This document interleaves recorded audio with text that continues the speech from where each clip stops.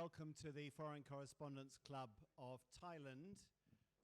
Any of you who want to settle down, there's quite a lot of seats here further forward. As you'll see, there are screens all over the club, so wherever you sit, you'll get a very good view of tonight's documentary. So put yourselves wherever you're comfortable. I will ask Jerry and Andy to come up and sit here when they're ready as well. We have Lisa Meehan up on a video link. So what I'm going to do tonight is I'm going to start by getting the three speakers just to tell us a little bit about themselves, and particularly Andy about the making of the documentary. And then we'll show the documentary, and off the back of that we can pick up the themes that have been raised in it and get all three speakers to address those. Once we do that, there'll be a microphone there so you can go and ask if you've got questions. Just identify yourselves and put questions. For those of you who don't know me, my name is Jonathan Head. I'm the BBC Southeast Asia correspondent, and I've been here quite a while. So most of the themes coming up tonight are fairly familiar to me. I think my first trip to Cambodia was in 1992. So although there are plenty of people in Bangkok whose connections with Cambodia go back a lot further than mine. If any of you are not members of the club, can I urge you please to consider joining? We are a members club, although we don't make it exclusive. Anybody can come in and use the club premises anytime, but we do need membership dues to keep going.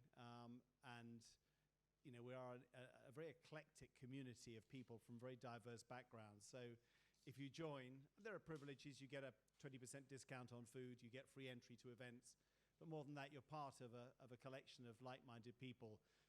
The club prides itself on being, we call it a free speech forum. I mean, it's one place where pretty much anything can be discussed.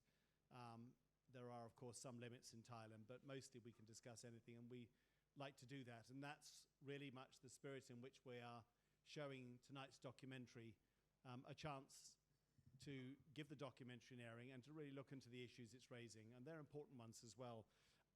Usually we start these events by telling you what's coming up. I just suggest you go onto the FCCT's Facebook page or our website, fccti.com, and see all the events that are coming up. We have regular events too. We have a quiz night at the end of the month. It's always a huge amount of fun. Very diverse crowd there. Nobody is ever embarrassed. The questions are very wide-ranging. There's a co-working day on Tuesdays where people are encouraged to come and use the club, and a board games night as well on Tuesdays. But there are lots of other events coming up later this month. So let's start off for tonight's program, and we have three speakers. We've got Andy Ball, who directed this documentary. Gerald Flynn, a writer for Mongabay, and was in Cambodia for a long time before his visa was effectively revoked and he was pushed out.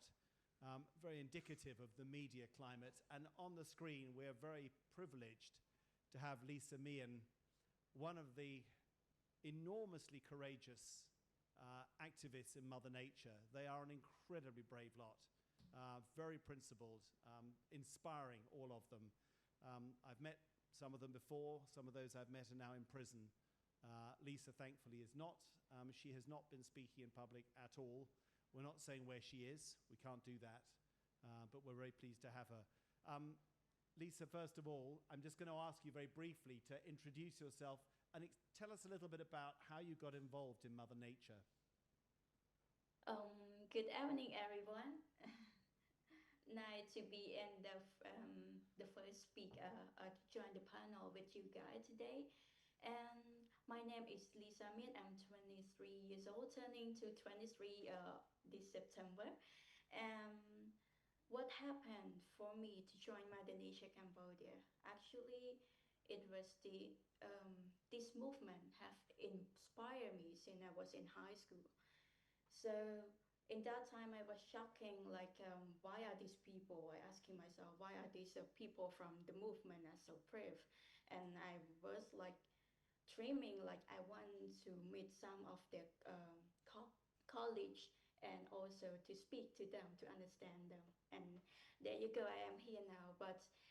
And then in that time in the high school, after finish high school, I continued to study in the capital of Cambodia, in Phnom Penh, and I decided to study law because I've seen the injustice across the Cambodia, and I think I thought in that time I choose to study law in order to use my knowledge to serve the civilians across the country. And after that, I quite had some time to work with the private companies to serve myself, to get some money to support myself. And then I stopped with the private company and started to join with different NGOs in Cambodia to study deeply and understanding more about specific human rights and the meaning of them, because I study law but it's not deeply explained. So and then as I work as an intern in one NGO, but better to not mention. But I realized that I didn't want to do that. I didn't want to just stay based in office. I want to get out of the office and to understand people more in the crowd.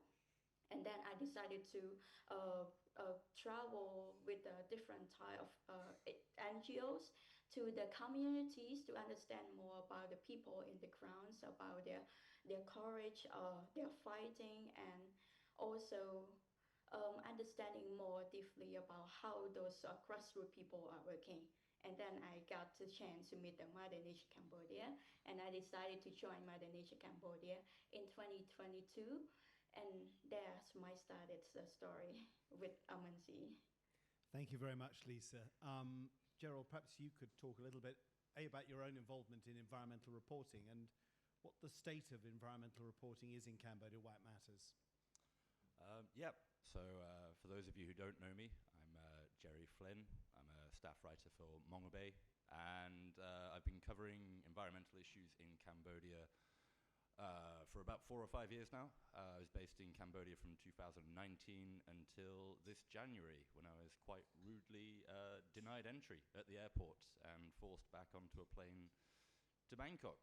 So that's where I'm based now. But I think what's quite special about Cambodia is that natural resources are one of the country's largest commodities, and they have been used throughout history, basically since the Khmer Rouge, to prop up whichever regime has been in power at the time, and by and large have enriched small parts of the Cambodian elite. And so initially, when I began reporting in Cambodia, I was covering labor rights issues, human rights issues, but very quickly you see that this all overlaps with environmental issues, particularly land grabs. I think something around like 2.2 million hectares of Cambodia have been parceled off into economic land concessions.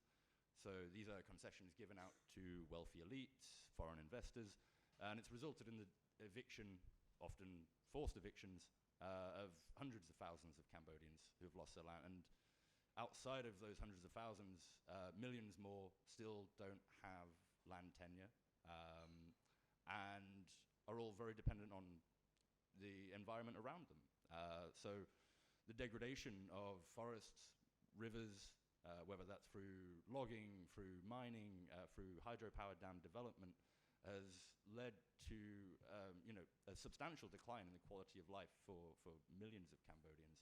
So very quickly I kind of realized that environmental issues there warranted much more attention. The fact that the independent media has been routinely shut down, going back to 2016 with the Cambodia Daily being shut down, 2018 Phnom Penh Post being forcibly sold to foreign investors close to the government, to 2020 VOD was 2023?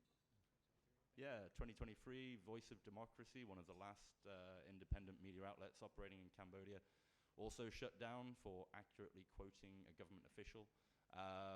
So yeah, the atmosphere is pretty brutal for journalists and civil society at large, and I think that's what makes the work of Lisa and other Mother Nature Cambodia activists so much more vital. You have to understand that, whilst there are INGOs there covering environmental issues, most of them would not dare speak out on some of the most pressing issues, especially when it touches on the interests of Cambodia's elite, which it almost always does. So having independent voices like Mother Nature was a lifeline, really, for anyone who actually wanted to know what was going on the ground. Thanks very much, Gerald. Andy, the documentary, give us the story behind the documentary. Yeah, hi everyone. So I'm Andy Ball. I co-directed the documentary with Marta Kazlan. There's also two other people here who worked on the documentary. Emily Languedoc, who did the poster and the graphic design, and Thomas Cristofoletti, who shot the film with myself and a couple of other videographers. So yeah, the film was filmed over from around May, June 2023, all the way to July 2024, mostly within the latter half of 2023. And the film really came about because, you know, we saw there'd been a lot of great articles about Mother Nature Cambodia, but there hadn't been kind of a character-driven documentary, and so we felt there had been a space to produce that. And ultimately, the idea of the documentary was to kind of go into the lives of what it was like to be an activist in Cambodia in 2023 and 2024, when Cambodia was undergoing a lot of change, particularly in its leadership, as we saw the transition of power from Hun Sen to Hun Manet. And I think a lot of people would argue that they thought things might get better for environmental activists.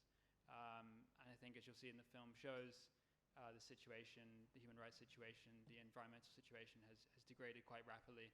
And so, yeah, the film's premise is really just to give a glimpse into what it's like to be an environmental activist in Cambodia right now, and the consequences they face for carrying out, in my opinion, some very brave work. Thanks very much, Andy. Tam, we show the documentary now if you can, so we'll dim the lights and everyone settle back and watch it.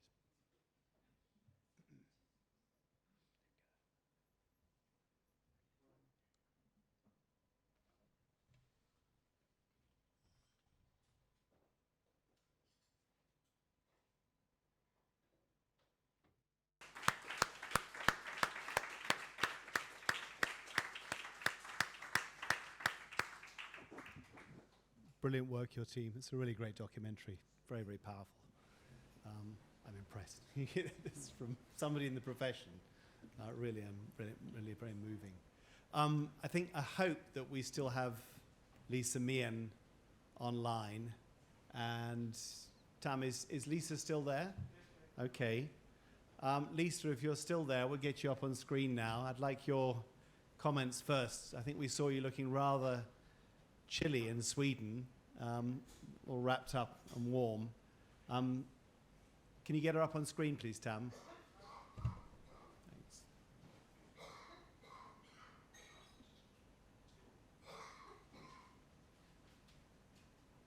There you are. Now we can see you. So I think, first of all, for our audience here who don't know the fate of your colleagues, could you update us on their condition and how they're doing in prison, the 5 who are in jail? Thank you.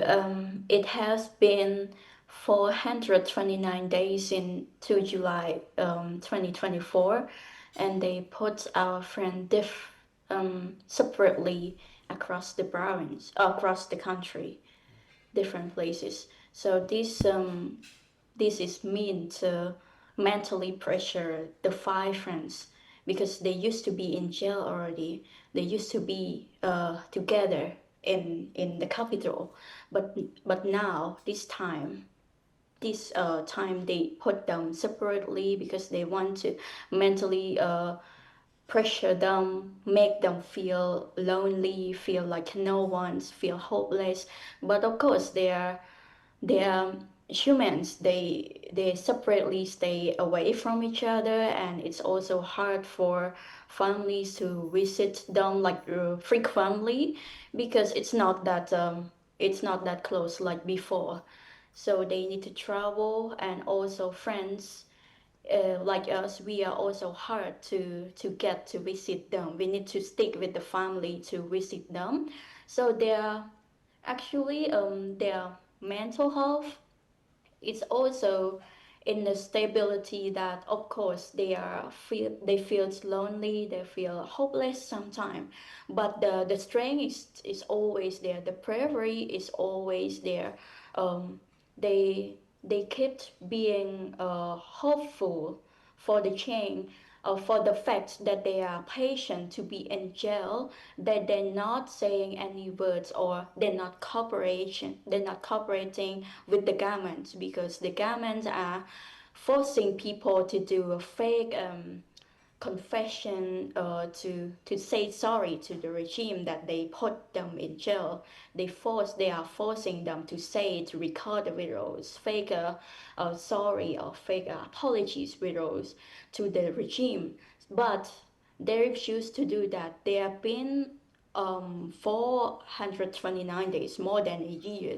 They've been there, like with the strength, with the hopeful, and the courage to not just only for us as the college of them, but for the young people in Cambodia, that they're not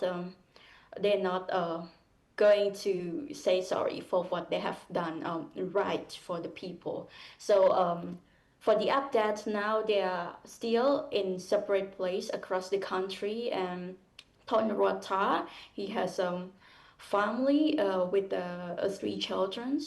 Um, it is very hard for his wife to carry out all the taking care of the children alone, but she is very powerful as a wife of the activist. She's really be there for Tonrata, to always give him a hope and visit him frequently, and she's managed to visit his her husband.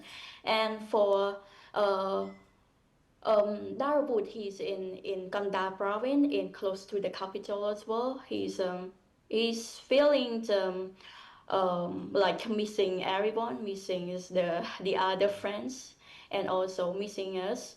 And he's how do you say, the physically is not that comfortable, because in the room, the in the room is also have lots of almost hundreds people staying in that jail. So it is very hard for him, like if we have limit space for Darabut to, and he feels like sometimes it's it's like it's not like before. It's like his mentality is it's not stable. He's miss everyone's, but he keeps being patient and under his control.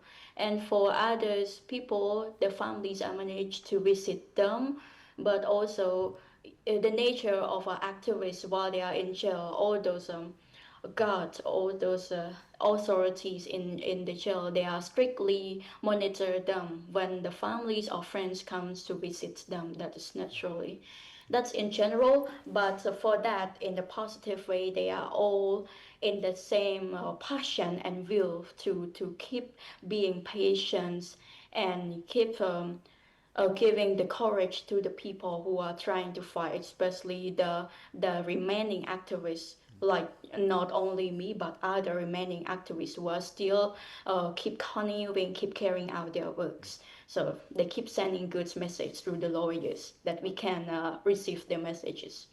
Thank you very much. Andy, I was struck by the sort of spontaneity and the sort of lightness of touch in your documentary. It had a very, really, you got a very strong sense of the youth and the idealism of the members of Mother Nature. Give me an idea about how you made it, what you're thinking behind it, and what you were trying to achieve. Yeah, I mean, like I said, I think at the start it was difficult to know with what was going on, what we were actually going to film. But always kind of going into the documentary, it was when we were open with Chandaravuth, who the documentary centers around. You know, we said that we wanted to film him in the kind of film what happened with him and the group leading up to the court case. And so we just kind of really went along with it, and like all documentaries, it comes together in the edit, I think. But yeah, I think like you said, with the lightness, you know, the more and more we filmed Chandaravuth and other people in Mother Nature, particularly Chandaravuth, you saw that despite a terrible situation, they were always managed to kind of twist it with a sense of humor, and I think that's just Chandaravuth's personality. And I think you see that as well reflected in the work of Mother Nature Cambodia. They've built themselves a massive social media presence in Cambodia, and I think that's really resonated with youth.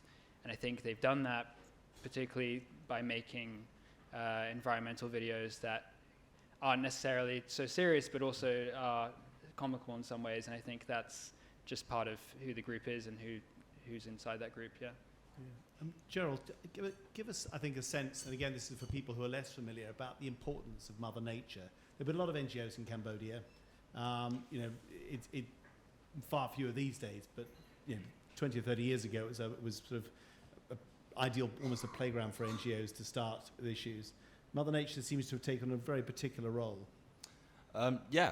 So, I mean, I think in Cambodia, when I arrived, there were something around 3,000 NGOs officially registered, although about less than half of those were active. And as they touched on in the documentary, Mother Nature actually did used to be a legally registered entity with the Ministry of Interior until, I think, 2016, when he had Lango. Yeah, it was the law on associations and NGOs. And this, also coupled with a similar law that affected trade unions, it basically dismantled associations that were deemed too critical of the government or overly dangerous to be allowed to continue operating in their current status. So it delisted them with the idea it would silence critics. And I think what made Mother Nature so important was the fact that they continued regardless. The government said, you're an illegal entity, you don't have the right to exist, and as Chandaravuth said, what we're doing is not illegal, so yeah, go figure. But realistically, there are very, very few Cambodians willing to speak out publicly on the environment, which is depressing, because Cambodians, in my experience, have, I would say, like an outsized attachment to their environment. Again, not just out of economic reasons like livelihoods, from farming or fishing or general sort of dependence on land, but the spiritual and cultural attachments as well. I mean, like the forest was where people fled the Khmer Rouge to survive. That's when where you would go to forage for food during that time. So they know that, like, during times of crisis, Cambodia's natural resources typically have tended to provide. So to see them be completely eviscerated by this tycoon class who parade about on private jets and own multiple properties across London, parts of Australia like Melbourne, the US for sure, here as well, I imagine. It's pretty galling, but very few were willing to kind of step up to the plate in the way that Mother Nature did. And the fact that these were youth as well, I mean, there are some old school activists who do touch on environmental issues, but most of them are like formalized within the sort of the more professional NGO class, and so that is more bound by MOUs with the government, which prevent them from saying anything that might risk that MOU and potentially jeopardize their organization's future. Mother Nature were completely unbound by any of that, and therefore they actually had a good platform that spoke to people rather than writing reports that nobody reads. So, yeah. I'd like to hog the microphone. If anybody has some questions, let's throw the floor open now. And please, when you go up, it'd be great if you could identify yourselves and say who you're directing your question to. Sean. Sean Crispin, managing editor at Asia Times, but also with the Committee to Protect Journalists. And I'll ask my question in that vein. Jerry, you yourself have done some very courageous reporting on the environmental crimes committed in Cambodia, so much so that you were expelled from the country.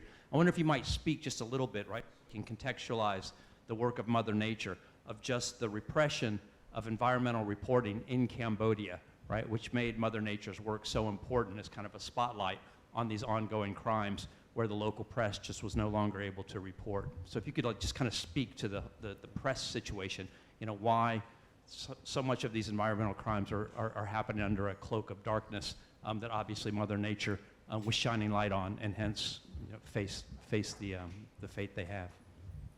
Yeah, thanks, Sean. So I mean, obviously, yeah, for Mongabay, we've covered a lot of the issues linked to illegal logging, illegal mining, illegal fishing, land grabs, illegal wildlife trades, you name it. You add illegal in front of a natural resource and you can find it in Cambodia. But all of those reports are going out in English. And obviously, yeah, there's going to be some people in Cambodia who pick that up and who read it, which is great. But I think, you know, the real heroes here are people like Mother Nature who they are Cambodian. They're speaking directly to Cambodian audiences, to people who are directly affected by these problems. You know, for one, it's one thing for us to be able to bring international attention to a story, and yeah, I think there's value in that. That's why I did it. But at the same time, to be able to communicate these otherwise unknown abuses to a local audience is invaluable. And I mean, we are talking about abuses that do ruin people's livelihood, that destroy people's homes, that destroy the ecosystems that they're reliant on, that are being perpetrated up and down the country. You could throw a dart at a map of Cambodia and I can show you something horrific that's happening there to one of its remaining natural habitats. So the fact that Mother Nature were able to communicate that more freely to a Cambodian audience and raise awareness among a domestic audience, we don't really have a replacement for that. And the government's treatment of both Mother Nature and of independent journalists, I think, is specifically designed to prevent that. They are actively working to ensure that other people don't follow suit and don't go out there to go and see what the government and their cronies are up to. If anyone else wants to ask a question, have a think about it. There's the microphone. Lisa, I wanted to go back to you and ask you about your own situation now, how much pressure you're under. And I think people will be interested too in what motivates you to keep going when you face such a tough environment. Thanks for your meaningful question. My situations now, it's just I can speak on behalf of the team. The remaining activists, we are, after the 5 were arrested, we are remained to stay low profile, to not speaking and appearing our face on medias, publicly. So it's been very hard for us to just after the arrest of the 5 we were just posting contents like through different type of content like footage, videos, campaigning, and also through cartoons, artistic speeches, and footage that we got from the field. So it's not like before that we could just step on the public street and then with our microphone and speaking and asking people all those powerful campaigning on the street, going on the street is something that's very encouraging people, but we couldn't do it after the arrest of the 5 because the police authority have been follows our remaining activists. So we decided to stay low profile, and also for us it is not our nature to not speaking and appearing our face on the videos, because of course we were posting contents by showing our face, our bravery, our confidence in speaking and asking all the simple questions. We have been transferred like all those expertise questions, or we are cooperating with local NGOs and researchers and also regional researchers into a simple question as an examples for the people to follow, to keep asking all those simple questions to the government, to demand the transparency and accountability. So it is something that we couldn't keep doing after the arrest, like by showing our face, our bravery. So our audience just like miss our nature of showing face and asking questions directly. So we just did like footage video. So right now it has our our colleague Rotha Son, she's already in Canada. She can be there to keep our movement forward by appearing so soft on the videos publicly and speaking to the media. It's very important that Mother Nature Cambodia need to keep going and speaking and spreading these voices of the local communities with the media and for the people in a simple ways that people can relate it. And now me as well. This is my first panel that I started to appear my face on the public, and it's very it is a step to start its appearing and speaking to the media again. And I think just Rota Sons alone in Canada is not enough for Mother Nature Cambodia. And I decided with the team to, of course, I need to do something to speak publicly, to at least have a rotation to approach our voices publicly by started appearing on the videos. And of course this is something that it's not easy and the fear is always there, but we choose to do this to keep our movement forwards because we don't want all these families the elites, the Hun family is going to non-stop to destroy the nature and to divide us from the nature and to manipulate people to keep being fair, keep being scared, not asking simple questions. So we are trying to keep our courage, our fight connected with the natures that we are, that there's the will to keep people together, and we cannot divide ourselves from the nature. And that's what our voice for, that people are lack of the bravery to speak up for simple thing and fundamental rights. So we need to ensure that our voices on behalf as grassroots like us can bring people out of the manipulations of the regime to just say, oh, we cannot do the development here for good, for the better, for the people. But actually it's not, it's just for the small amount of the people in power that benefits from it. So this is something that we cannot stay still and stay silent, and staying silent is a very dangerous things that we cannot continue doing. So spreading our voices, our messages, and learning people to keep asking questions is our main goal, to keep educating people and starting to free themselves from fear, like Darwood's quotes. He said and he mentioned us, and it keeps the spirits for the young people like us, like other remaining activists who continue to do this, to keep yourself freedom from fear. Yep. Thank you, and thank you for choosing the FCCT to come out and give your first public appearance for a while. Next question, please. Yeah. Hi, good evening, and thank you for the presentation of the documentary. I thought it was fantastic. And thank you, Lisa, for your work. My name is Sean Lees, and I work for the United Nations Development Program. I work on biodiversity protection and ecosystem restoration. As some of you may know, right now there is an international conference taking place in Siem Reap on ecosystem restoration. And indeed, there are millions of dollars that are plowed through implementing agencies, not just UNDP, but also UN Environment Program, Food and Agriculture Organization.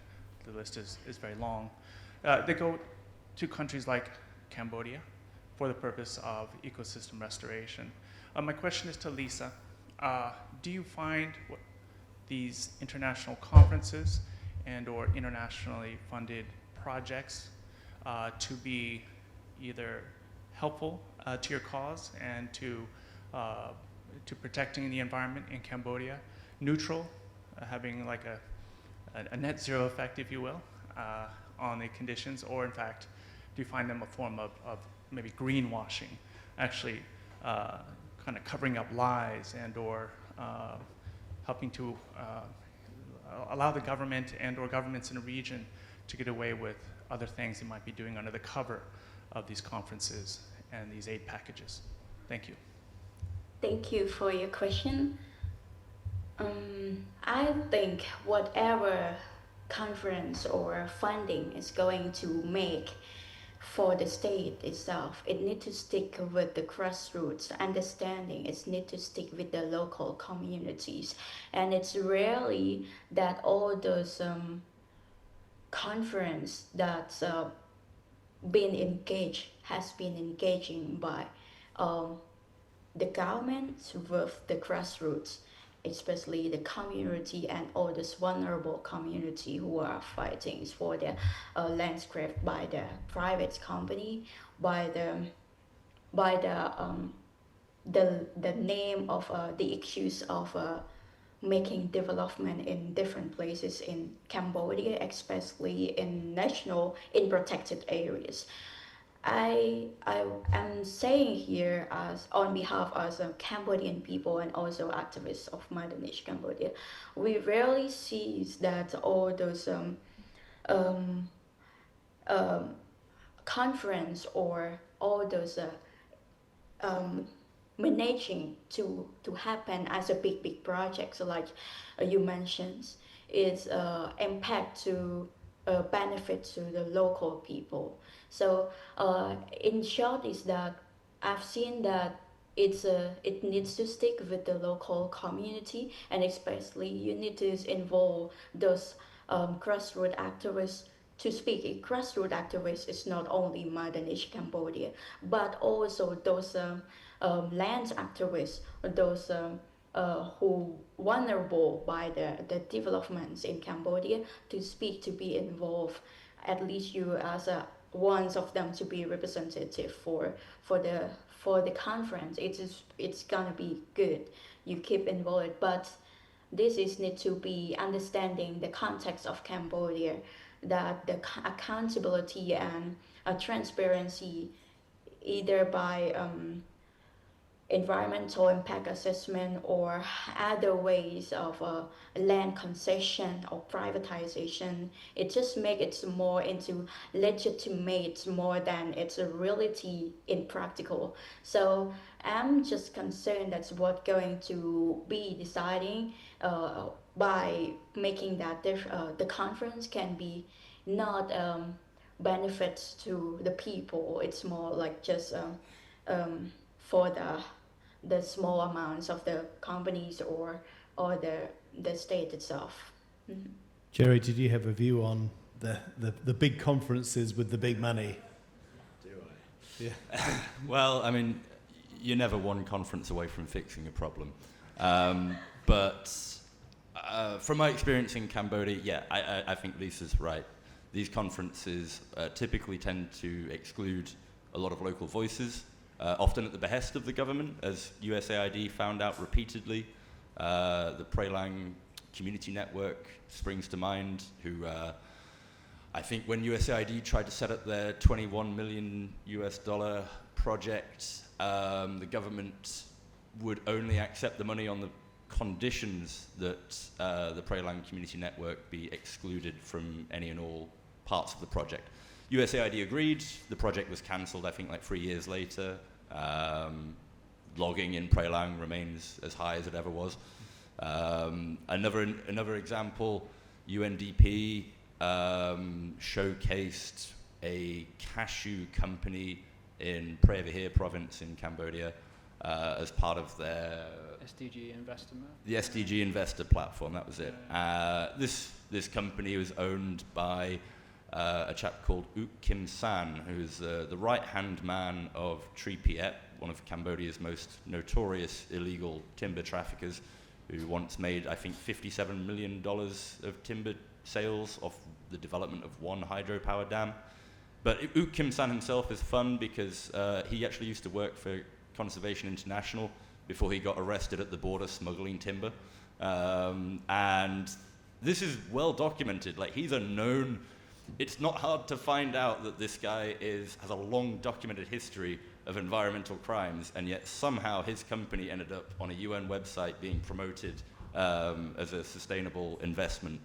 And that cashew plantation that he's got was also dispossessing indigenous communities of their land and illegally logging community forests that they manage. So I could go on, there's more, but I don't have the time. So in short, no. No, I don't think it's going to help. I was also going to just say as well that I think something you hear a lot from communities and activists, you know, when trying to access conferences or funds from development agencies, you know, it's often very difficult. There's not that availability in terms of access for Khmer applications, and I think, at least I've heard a lot that when activists or communities try to apply for funds, that, you know, they feel they're often targeted more towards medium or large scale enterprises and not people on the ground carrying out the work. Yeah. Sean, yeah. Yeah, why not? Let's add a little spice here, right? So obviously you're almost a panel of victims here, right? As to, you know, people are trying to tell the truth about the environmental crimes being committed in Cambodia. But I think what would be of interest to the audience here and would, you know, obviously put a little more wheel behind the documentary is like, what do we really know, right? I mean, what do you believe you know, Jerry, or what do you believe you know at Mother Nature about the Hun Sen family's interest, right, in these environmental crimes, right? I mean, why is this crackdown so heavy on press freedom, on groups like Mother Nature, on a poor guy like Jerry? I mean, how much of this goes all the way to the top? What do we believe we know about the Hun Sen family's complicity in these environmental crimes your groups are trying to spotlight? I don't know how, Lisa, whether you feel comfortable talking about the Hun family specifically. Yeah, of course. What we are doing, it's very hard to avoid speaking about the Hun's regime or Hun Sen's elites. It's very hard to avoid. Even we keep asking simple questions through our medias to reach more, especially young people, to be more brave to ask those simple questions.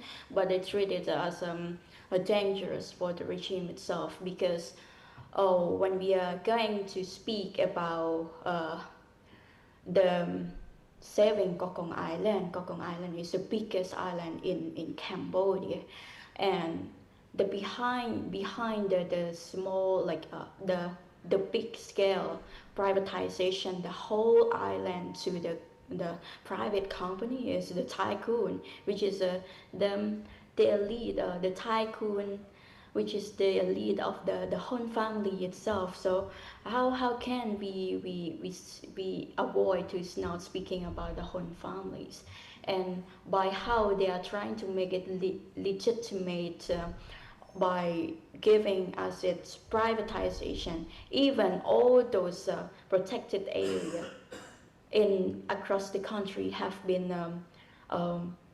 treated as a protected area under the law of protected area, also have been eliminated piece by piece, like cakes to their elite. So it's very hard to speak to avoid speaking about the Hun's regime itself. Why it's stuck like that? Mother Nature Cambodia is in 2013 to 2015. We had stopped the big scale of the power dam, the hydro power dam project, which is a gas project by the Chinese company. And you know, the Chinese companies, all those companies from China, it's rarely exposed transparency and accountability, because it's parts from the approval of the state. And in 2015, we made it to stop the plan, and the government announced that we will stop the plan to make that hydro power dam project. And from 2015 to 2017, and we were working, and 5 of the activists were, not 5, 3 activists were arrested in that time because of the big scale of sand mining were operating in Kokong province as well, in the same location of the Arang Valley where we stopped the dam. And in 2017, we stopped we made the government, the state itself, the authority to announce to stop this all type of to ban all type of the sands in the island, the sea sands, abroad. So these have, and then in 2017, our movement have been revoked by the Ministry of the Interior. So it's something that it's not by asking all those simple questions to the government. It's related to the elites, because the elites benefits from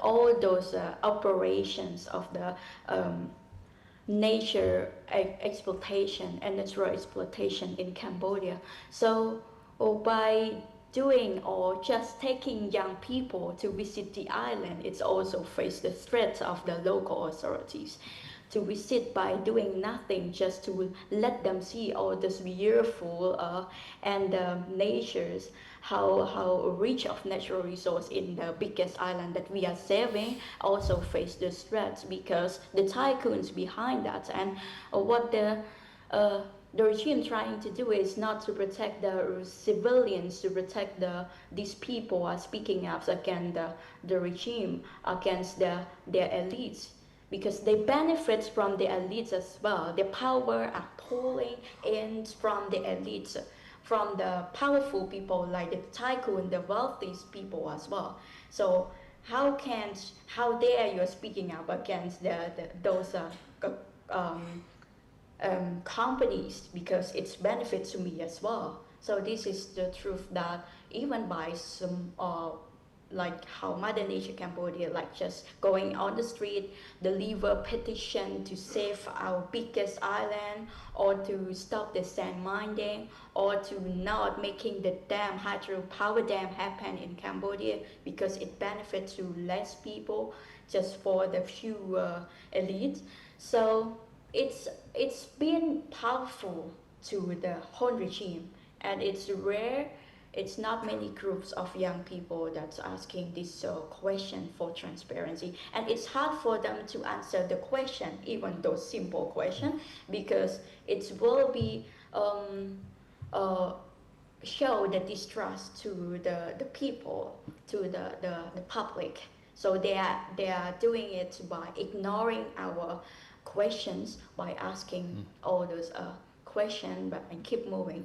So we need to try to find different way of pushing them to answer our question by doing this conference, by joining panel, by cooperating with local NGOs and regional and international, by spreading our voice more publicly, more strong and powerful to the international. Because what Mother Nature Cambodia is doing, it's not just only for Cambodian people. Nature is for everyone. That's why we are keep cooperating with like Andy Bo, with Jerry's, to keep doing this work. And we cannot thank enough to keep for the involvement from different sources, researchers, teachers, and also young people especially, to keep their bravery, to keep asking questions. Jerry or Andy, back to the sort of question in hand. I suppose if we put it quite simply, does any big decision in Cambodia happen without Hun Sen's final approval? Do you want to take it? I mean, they can't ban me twice, so you know, I can say what I like. They could try and come and get you, but I don't think they will. I mean, yeah. Yeah, I mean, realistically, it would be way too optimistic to call Cambodia a functioning nation state. It's a mafia state. It's run by one man, a rapidly aging man, but one man who, despite having complained previously that you know, people aren't doing their jobs because he's not told them to, still likes to have a hand in making the really big decisions. Including war with Thailand. Yeah, yes, including who's the next Prime Minister in Thailand, I guess. Yeah. But yeah, I mean, it's very telling. I think it was 2016 when the transparency NGO Global Witness put out a report titled Family Trees. This attempted to kind of quantify the family wealth that the Hun clan had amassed through essentially you know, state capture of key industries.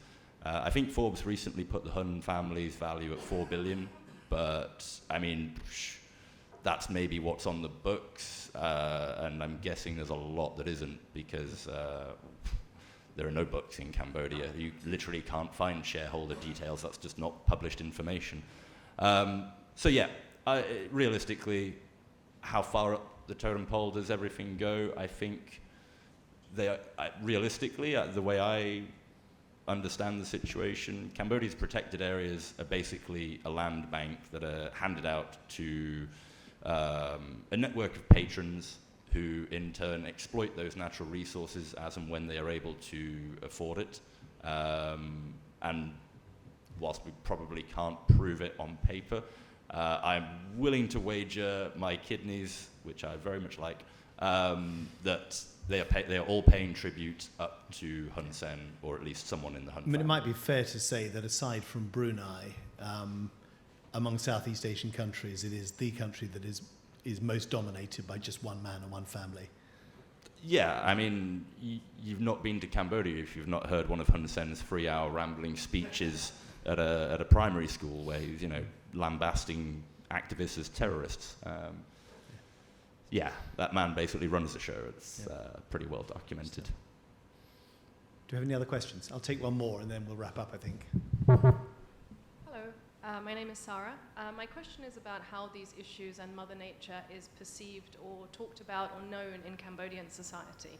You talked about sort of the inability of the press in Cambodia to write about these environmental issues, and so I wonder to what extent Mother Nature's work and sort of environmental campaigns are known about, are discussed in any part of Cambodian society, maybe especially in older generations, maybe younger generations are seeing your social media campaigns and are a bit more sort of savvy about it, but are these issues that are discussed, that are part of the public consciousness in Cambodian society? Do people connect things that are happening maybe locally to them in their communities with things that are happening elsewhere in the country? Is there an environmental consciousness at the society level, do you feel? Perhaps we could go to you, Lisa. Obviously, you're keeping a much lower profile these days. Some of your colleagues are in jail. Are people still hearing your message? This is a very good question. And of course, after the arrest of the 5 friends, our message was strong. And after the arrest of the 5 friends, we released one video of me that's talking about the reach of natural resource in Kokong Island, the biggest island in Cambodia, in just like more than 2 minutes videos, and it reached like almost 900K views in there. So it's almost 1 million views for that videos after the arrest. So people felt like, wow, it's like you are still staying here after the arrest of your 5 friends, and people react on it, comments on our posts after the arrest, sharing. The main campaign that we are doing is to keep the island safe, the biggest island, because it have already been privatized to Tycoon Ly Chandaravuth, which is a powerful man in Cambodia, or we can call the king of Kokong province, which is the island located. So the main campaign is saving Kokong Island, and we are keeping asking questions for pushing the Ministry of Environment to classify the island as a marine national park, which is a marine national park as a protected area. Of course, once it comes to protected area, we need to keep following up and keep our eyes on it, because most protected areas in Cambodia have been privatized or have been cut or eliminated piece by piece to the elites itself, to their families. So, and besides that, we also speak about saving mangrove forests and also the downwest, the saving mangrove forests in the wildlife sanctuary located in Kokong province as well. It's called PM South Wildlife Sanctuary. We think that mangrove forest is our life. It's not just something that we need to abandon it, because we have followed and investigated that it has been cleared or destroyed by just to do some resources, and it's just for the private real estate and stuff. And this is what we are going to expose very soon. And besides that, we are working about to save Cambodian waters, which is we are exposing videos about the hundreds Vietnamese fishing boats inside Cambodia, and no one talks about it. It's not just only 1 day or 2 days problem. It's like crisis. It have been happening for years, and then we expose this. We work with regional NGOs to expose the amount, the figures of the boats has been entered Cambodian waters. And also now we are going to expose about the Thai fishing boats inside Cambodia as well, by working with regional NGOs to expose the figures. So it is not about just these Cambodian waters. By protecting what we are speaking to save Cambodian waters is something that it's about the nature. It's about protecting all those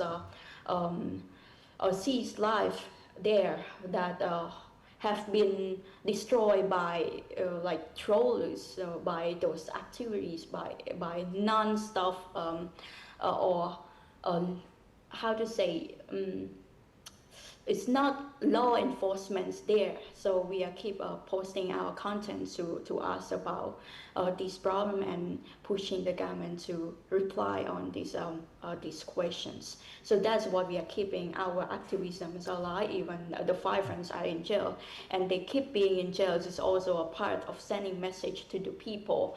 It's not only in Cambodia, but people across the globe, that even they are being pressured, they are being forced to do fake videos to be released, because also many people have been released by saying sorry to the regime, but they didn't say sorry, at least not now, and we don't expect anything, but at least they keep their wills alive in the jails. So this is also the message to the people, that they're not saying sorry for what they have not done wrong.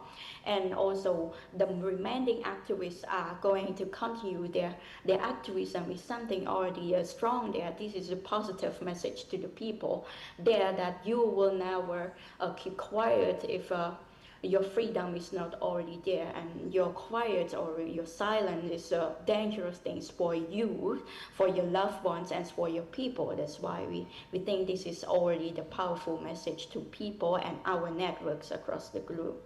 Thank you, Lisa. We've got a very full agenda there. A final word from either of our two other speakers, from Andy or from Jerry? Yeah, actually, maybe just I should say that actually we couldn't have made this documentary without Pulitzer Center, who funded it, and also Mongabay. But on top of that, there were a lot of Cambodian colleagues who, for obvious reasons, decided not to be named in the documentary. And so, as with any story, as with any video, couldn't have made it without them. And yeah, just a shout out to them. What's your next project? I mean, just moved to Bangkok, so that's settling here is the next Watch project. out, Thailand. Yeah. Anything for you, Jerry? Yeah, just to kind of answer that question a little bit more, I guess, you know, a lot of the people perpetrating these environmental crimes that we've been talking about, they're household names. Like, you ask any Cambodian, do you know Lee Yong Pat or Tripiet? Everyone's, oh yeah, the logging asshole. Yeah, it's like, these are not mysterious figures. Like, even though the press has been decimated and the activists jailed or exiled or murdered, word still gets out. And, you know, Cambodians aren't stupid. They can see what's happening to their environment, and they can see the elite posting their videos on TikTok of their supercars and their private yachts. So it doesn't take much to put it all together in that respect, sadly. Thank you very much. In particular to you, Lisa Meehan, we wish you well. Look after yourself. Stay safe. Thank you, Andy, for your magnificent documentary. It was very powerful. And Jerry, thank you for your contributions. And we're glad to have you here in Bangkok. One day we will have you here in Bangkok too, Lisa, we hope. Thanks to all of you for coming. Yeah?